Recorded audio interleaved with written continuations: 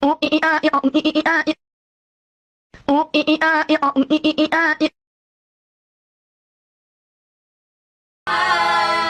Kami dari kelompok 3 akan mempresentasikan tentang komunikasi verbal dan nonverbal.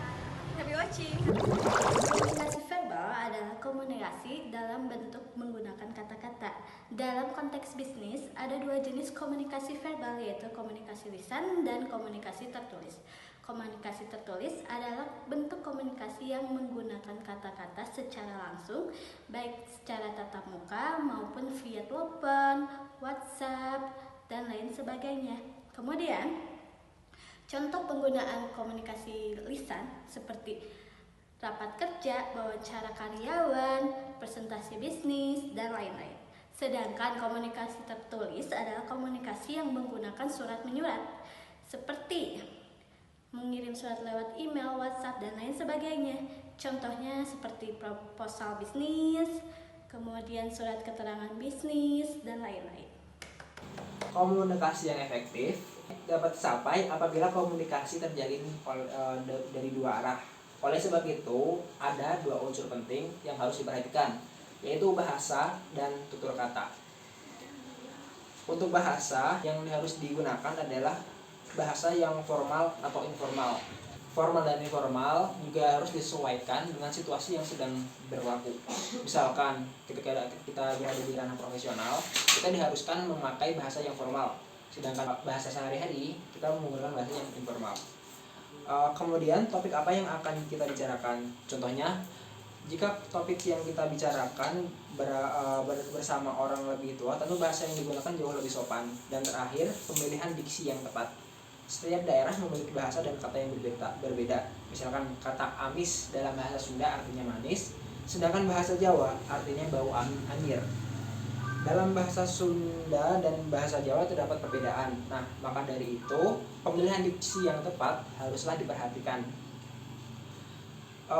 Hal ini penting dilakukan agar tidak terjadi misunderstanding antara kedua belah pihak. Jadi, komunikasi yang efektif dapat tercapai apabila tidak ada miskomunikasi, menggunakan tutur bahasa yang baik, dan menghargai satu sama lain. Komunikasi verbal seringkali tidak efektif hanya karena komunikasinya tidak menggunakan komunikasi nonverbal dalam waktu yang bersamaan. Dalam kaitan bisnis, komunikasi nonverbal justru berperan lebih untuk memperkuat pesan yang disampaikan sekaligus memahami reaksi komunikator saat menerima pesan.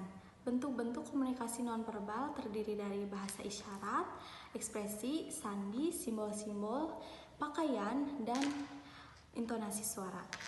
Contoh komunikasi nonverbal dalam komunikasi bisnis, misalnya sentuhan, saling berjabatan, menunjukkan tanda hormat kepada seseorang dalam gerakan tubuh meliputi kontak mata, bersalaman, ekspresi, isyarat. Contohnya, kita menggunakan kepala saat kita mengatakan iya dan menggelengkan kepala saat kita mengatakan tidak. Vokalik atau paralanguage itu merupakan salah satu unsur nonverbal yang berkaitan dengan nada bicara, intonasi, dan kecepatan kita dalam berbicara.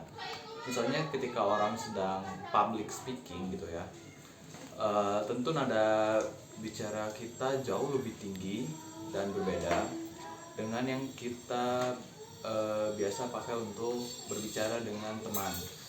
Yang kedua itu ada artifaktual. Artifaktual itu kayak meliputi penampilan tubuh, pakaian, kosmetik. Biasanya juga pakaian dapat menyampaikan identitas seseorang gitu kan. Selanjutnya itu ada kronemik. Kronemik adalah bidang yang mempelajari tentang penggunaan waktu dalam komunikasi nonverbal. Misalnya pada saat kapan sih komunikasi verbal itu harus disampaikan. Yang keempat itu ada proksemik atau yang bisa disebut dengan jarak fisik apabila ketika kita sedang berbicara dengan seseorang.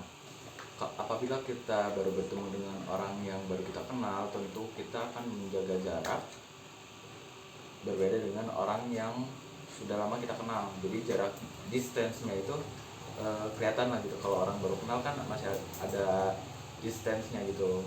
Kalau udah beda lagi sama orang yang udah kenal. Dalam komunikasi bisnis, komunikasi dan verbal dapat menentukan kredibilitas dan kepemimpinan seseorang yang dilihat dari suara, penampilan, ekspresi wajah, dan sebagainya. Kesimpulannya, komunikasi bisnis yang efektif dapat tercapai apabila kita dapat menyesuaikan komunikasi verbal dan non-verbal dengan pesan yang akan disampaikan dan situasi yang sedang dihadapi.